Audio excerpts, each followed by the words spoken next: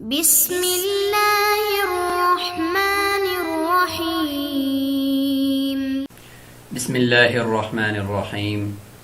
معزز طلبہ، اللہ تعالیٰ سے امید ہے کہ آپ سب خیر و عافیت سے ہوں گے۔ ہدایہ اول کا سبق نمبر 39 ہے، اور اس سبق میں باب المواقیت میں ہم بات کر رہے ہیں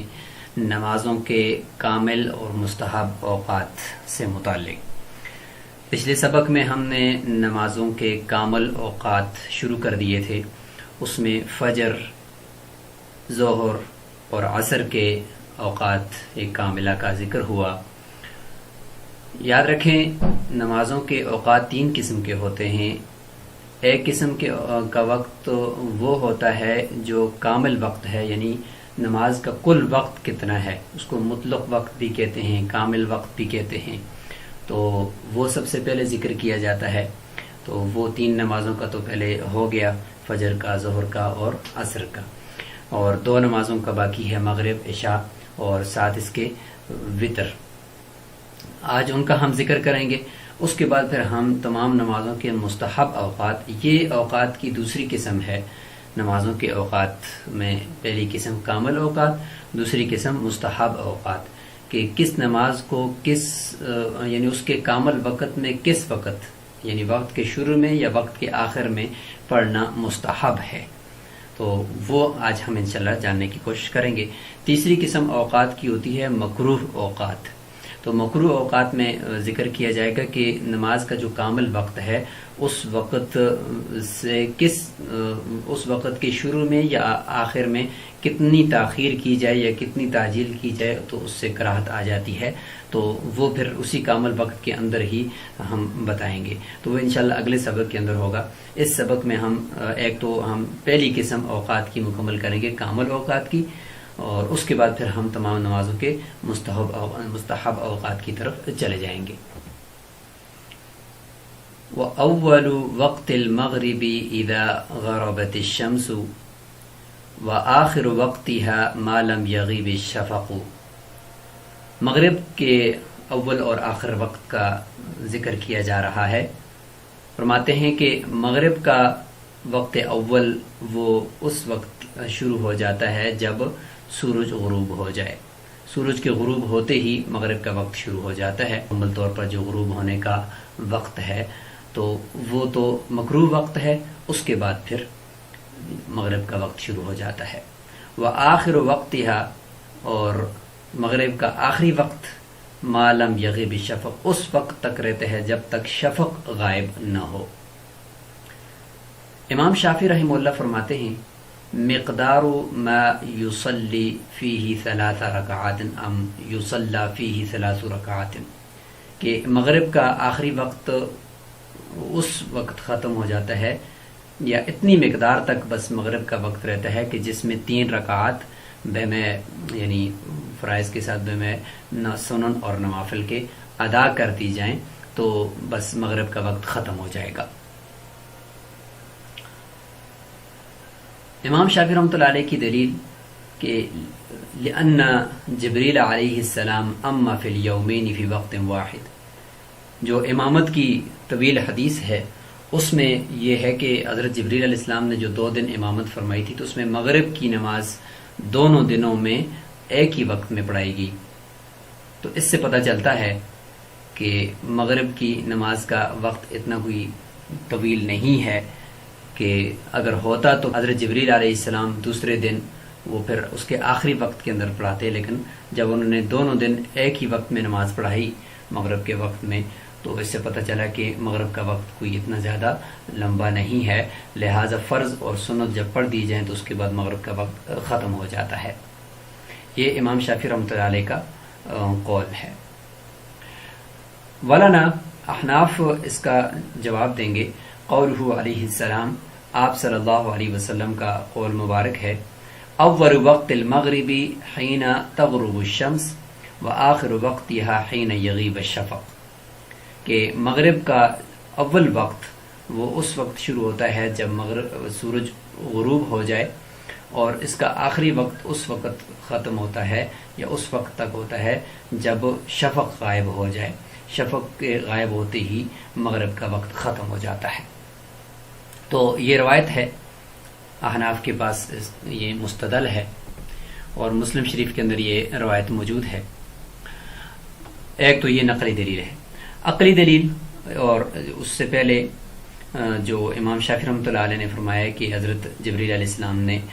ایک ہی وقت میں دونوں دن امامت کروائی تھی مغرب کی، تو اس کا جواب دیتے ہیں کہ وما رواہ کان للتحرز،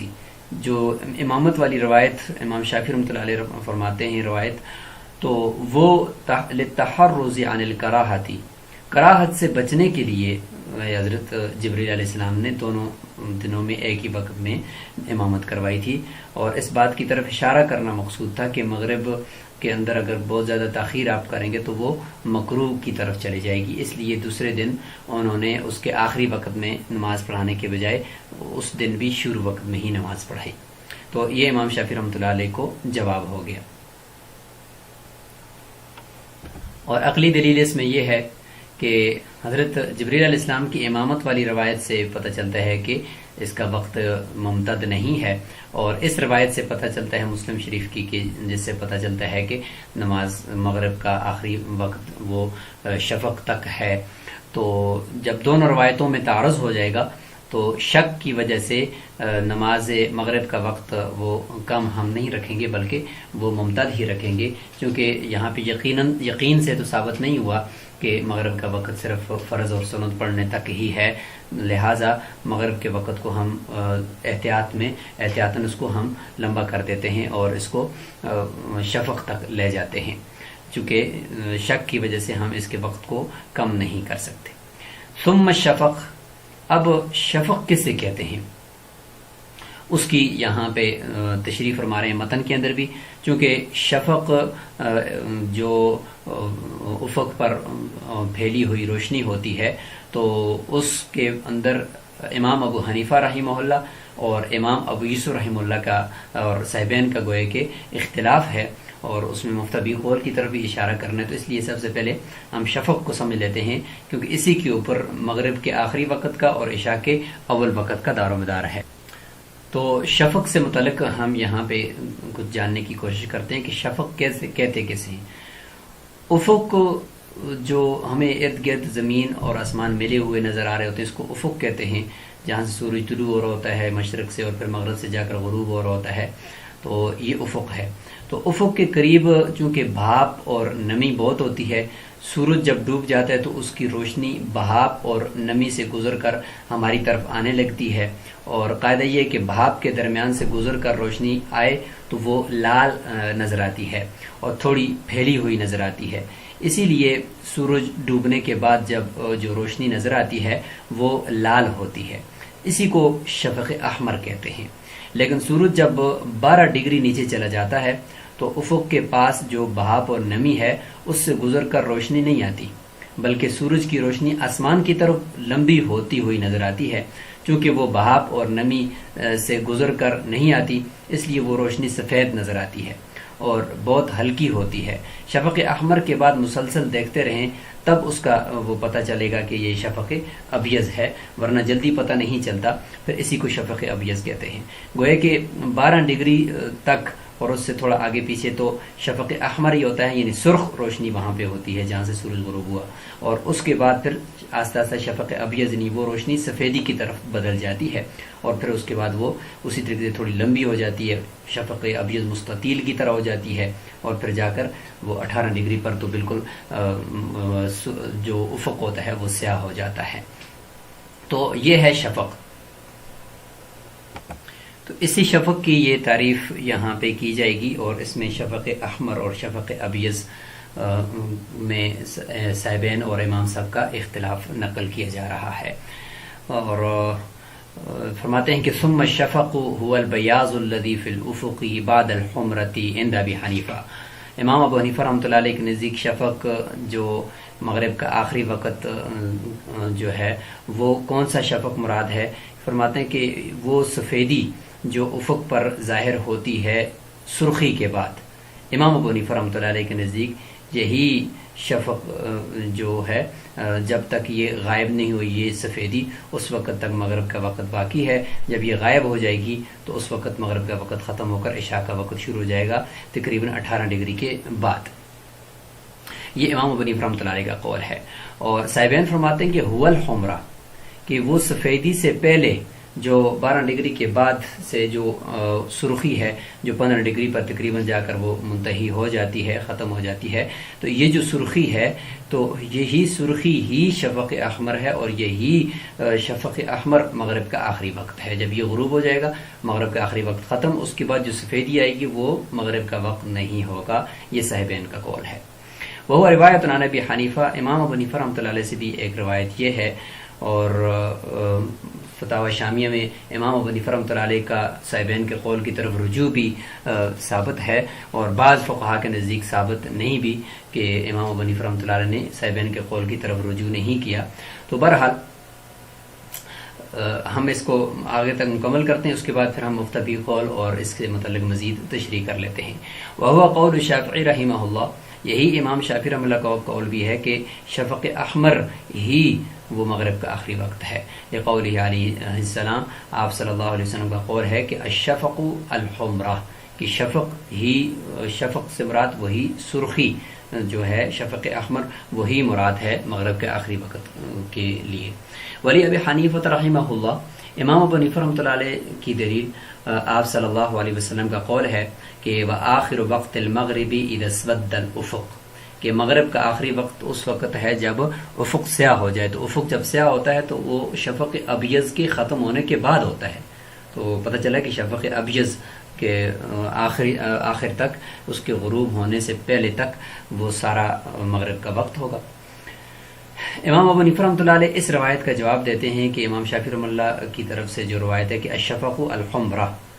فرماتے ہیں کہ یہ جو روایت ہے یہ موقوف علی ابن عمر ہے.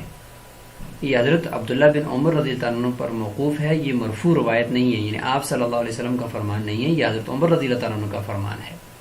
تو جو موقوف روایت ہوتی ہے تو مرفوع کے مقابلے میں وہ حجت نہیں ہوتی, اس کو پھر نہیں لیا جا سکتا. ذکرہ مالک رحمہ اللہ فی المؤطا, اور امام مالک رحمۃ اللہ علیہ نے اس کو یعنی موطا کے اندر ذکر کیا ہے. اگرچہ امام مالک رحمۃ اللہ علیہ نے موطا کے اندر جو ذکر کیا ہے وہ اپنا قول ذکر فرمایا ہے کہ شفق سے مراد وہی شفق احمر ہے, اور فَإِذَا ذَهَبَتِ الْحُمْرَةُ فَقَدْ وَجَبَتْ صَلَاةُ الْعِشَاء, اور جب حمرہ یعنی سرخی ساقط ہو جائے گی تو اسی وقت سے عشاء کا وقت شروع ہو جائے گا. وَخَرَجَتْ مِنْ وَقْتِ الْمَغْرِبِ, اور مغرب کا وقت ختم ہو جائے گا. یہ باب جامع الوقوت کے اندر امام مالک رحمۃ اللہ علیہ نے موطا میں ذکر فرمائی ہے, تو انہوں نے اپنا قول ذکر فرمایا ہے. اور وفیہ اختلاف الصحابہ, اگر ہم اس بات کو مان بھی لیں, امام ابو حنیفہ رحمۃ اللہ علیہ کی طرف سے جواب ہے کہ اگر اس کو مان بھی لیں کہ یہ مرفوع روایت ہے تو پھر بھی یہ یہاں پر ہم اس کو شفق احمر کو مراد نہیں لے سکتے, چونکہ اگرچہ وہ مسند اور مرفوع روایت ہے لیکن صحابہ کرام کا اختلاف ہے کہ بعض صحابہ کرام سے شفق احمر کی روایات ہیں اور بعض صحابہ کرام سے شفق ابیض کی روایات ہیں, جیسے کہ روایات آپ کے سامنے ہیں. تو لہذا جب ان کا آپس میں اختلاف ہے تو اس سے ہم شک کی وجہ سے ہم شفق ابیض ہی کی طرف جائیں گے, شفق احمر مراد نہیں لیں گے. تو یہاں تک یہ بات تو مکمل ہوگی, اور جس سے امام ابو حنیفہ رحمۃ اللہ علیہ اور صاحبین کا اختلاف واضح ہوا. مفتبی قول جو ہے وہ صاحبین کا ہے کہ شفق احمر یعنی مغرب کا جو وقت ہے وہ ختم ہو جاتا ہے شفق احمر کے غروب ہوتے ہی. مفتبی قول تو یہی ہے, اور یہ تقریباً جب یعنی پورے سال میں تھوڑا کم زیادہ ہوتا رہتا ہے, لیکن 1 گھنٹہ یعنی سورج کے غروب ہونے کے بعد 1 گھنٹہ اور 21 منٹ سے کم نہیں ہوتا.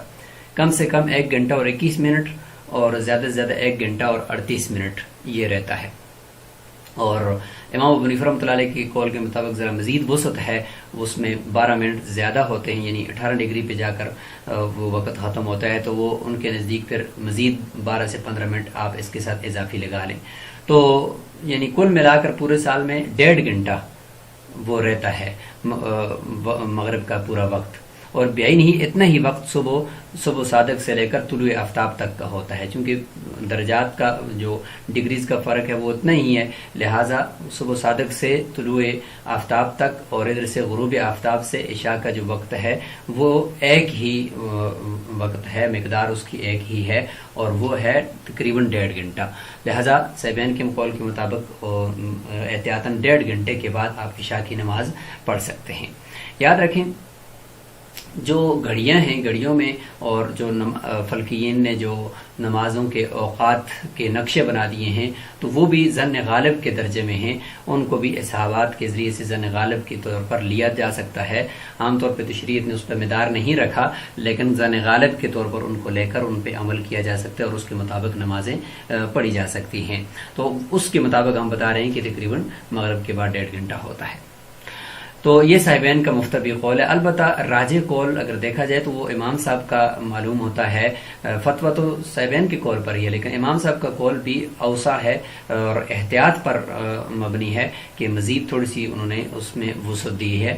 اور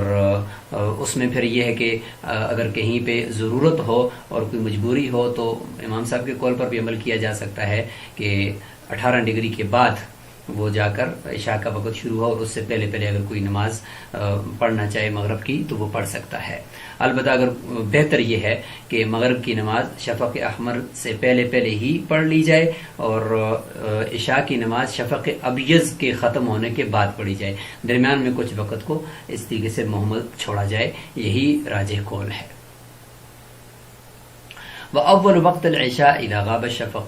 عشاء کا اول وقت وہی ہوگا جب یہ شفق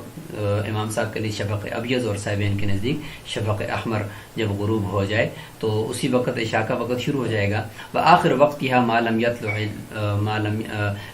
لم يطلع الفجر الثانی، اور اس کا آخری وقت وہ جب صبح صادق طلوع نہیں ہوتی اس وقت تک رہتا ہے۔ تو گوئے کہ پوری رات یہ عشاء کا وقت ہے احناف کے نزدیک۔ لقولہ علیہ السلام، آپ صلی اللہ علیہ وسلم کا فرمان ہے، وآخر وقت العشاء، عشاء کا آخری وقت، حین یطلع الفجر، جب فجر طلوع ہوتی ہے تو اس وقت عشاء کا آخری وقت ہوتا ہے اور اس کے بعد فجر کا وقت شروع ہو جاتا ہے۔ وهو حجة على الشافعی رحمہ اللہ فی تقدیرہ بذہاب ثلث اللیل، یہی حدیث یہ امام شافعی رحمۃ اللہ علیہ کے خلاف حجت ہے، احناف کی دلیل ہے، ان کے ثلث لیل یعنی رات کے 1/3 کے چلے جانے کے بعد عشاء کے وقت کو ختم کرنے کے اندر، کہ وہ فرماتے ہیں کہ عشاء کا وقت رات کے 1/3 تک ہے اور اتنا ہی مقرر کیا ہے انہوں نے، اس کے بعد عشاء کا وقت ختم ہو جاتا ہے۔ فرماتے ہیں کہ یہ روایت امام شافعی رحمۃ اللہ کے اس قول کے خلاف حجت ہے کہ فجر کے وقت کے طلوع ہونے یعنی صبح صادق کے طلوع ہونے تک یہ وقت رہتا ہے۔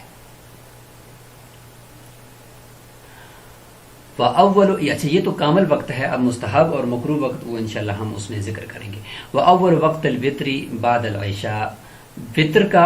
اول وقت کون سا ہے؟ تو فرماتے ہیں کہ وطر کا اول وقت وہ عشاء کے بعد ہے، عشاء سے پہلے وطر نہیں پڑھے جا سکتے، عشاء کی نماز کے بعد وہ چونکہ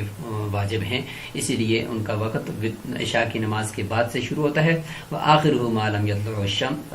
لم یطلع الفجر، اور اس کا آخری وقت فجر کے طلوع ہونے کے جب تک فجر طلوع نہیں ہوئی اس وقت تک ہے۔ لقولہ علیہ السلام فی الوتر، آپ صلی اللہ علیہ وسلم کا فرمان ہے وتر سے متعلق، فصلوها ما بین العشاء الی طلوع الفجر، کہ وتروں کو آپ عشاء کے بعد سے لے کر فجر کے طلوع ہونے سے پہلے تک پڑھ سکتے ہیں۔ مصنف رحمہ اللہ فرماتے ہیں ھذا عندہما، یہ صاحبین کے نزدیک یہ وقت ہے، اور امام ابو حنیفہ رحمۃ اللہ علیہ کے نزدیک وقتہ وقت العشاء، اس کا جو وقت ہے وہ عشاء کا وقت ہے، یعنی جب شفق غروب ہو جائے گا اس وقت جب عشاء کا وقت شروع ہو جائے گا تو وطروں کا وقت بھی شروع ہو جائے گا۔ البتہ یہ بات ہے کہ الا انه لا يقدم عليه عند التذکر للترتیب، کہ عشاء کی نماز پر مقدم نہیں کیا جائے گا وطروں کو یاد آنے کے وقت، کیونکہ ترتیب اس میں ضروری ہے، ترتیب یعنی ترتیب کی وجہ سے کہ عشاء کے بعد ہی وطر پڑھے جائیں گے۔ عشاء کی نماز سے پہلے اگر کسی نے جان بوجھ کر جان بوجھ کر اگر پڑھ لیے تو وہ وطر دوبارہ پڑھنے پڑیں گے، کیونکہ ان کا چونکہ واجب ہیں لیکن فرض ہی کے درجے میں ہیں، عملاً تو دونوں ہی فرض ہی کی طرح ہیں، واجب یعنی وطر بھی اور عشاء کے فرائض بھی، اس لیے عملاً تو دونوں فرض کے درجے میں ہیں، لیکن وطر کا جو وقت ہے وہ عشاء کے فرائض کے بعد ہے، اس لیے جان بوجھ کر تو اس کو پہلے نہیں پڑھا جا سکتا۔ البتہ اگر کوئی بھول کر پڑھ لے یا یہ کہ عشاء کی نماز بغیر وضو کے پڑھ لی، پتہ نہیں چلا، اس کے بعد وطر بھی پڑھ لیے، بعد میں کہیں پتہ چلا کہ اچھا عشاء کی نماز نہیں ہوئی کسی وجہ سے، تو اس صورت میں پھر وہ وطر ہو جائیں گے، ورنہ جان بوجھ کر وطروں کو مقدم نہیں کیا جا سکتا امام صاحب کے نزدیک۔ لہذا صاحبین فرماتے ہیں کہ چونکہ وطر وہ عشاء کی سنتوں کی طرح یعنی عشاء کی سنتوں میں سے ہیں گویا کہ، تو اس لیے امام صاحبین کے نزدیک وہ جو ان کا وقت ہے وہ وقت ان کا یہ ہے کہ عشاء کے بعد سے لے کر وہ فجر کے طلوع ہونے تک ہے۔ تو خلاصہ یہ کہ امام صاحب اور صاحبین کے نزدیک وطروں کے اندر تو کوئی اتنا بڑا اختلاف نہیں ہے۔ امام صاحب اس کو یعنی عشاء کے فرائض کو اور وطروں کو عملاً ایک ہی درجہ دیتے ہیں، تو اس لیے وہ فرماتے ہیں کہ جو وقت عشاء کا ہے وہی وقت وطروں کا ہے۔ جب دونوں فرائض کے لیے یا دونوں واجبات کے لیے ایک ہی وقت متعین کیا جائے تو پھر وہ ایک وقت ہی سب کا ہوتا ہے، لہذا یعنی جو عشاء کا وقت جب شروع ہو جائے گا تو وطروں کا بھی شروع ہو جائے گا، لیکن صاحبین فرماتے ہیں کہ نہیں، عشاء کی نماز پڑھنے کے بعد سے شروع ہوگا، تو عشاء کی نماز اگر کوئی بندہ مؤخر کرتا ہے تو اس سے پہلے ابھی تک وطروں کا وقت ان کے نزدیک شروع نہیں ہوا، اس کے بعد شروع ہوگا جب اس نے عشاء کی نماز پڑھ لی، جبکہ امام صاحب فرماتے ہیں کہ نہیں، وطروں کا وقت تو شروع ہو چکا ہے عشاء کے وقت کے ساتھ ہی، البتہ پڑھنا کب ہے وطروں کو، وہ عشاء کی نماز کے بعد پڑھنا ہے، بس اتنا فرق ہے۔ فتویٰ وہ امام صاحب کے قول پر ہے کہ وطروں کا وقت بھی وہی ہے جو عشاء کا وقت ہے، لیکن پڑھنا ان کو عشاء کے فرائض کے بعد ہے، جان بوجھ کر ان کو مؤخر نہیں کر سکتے۔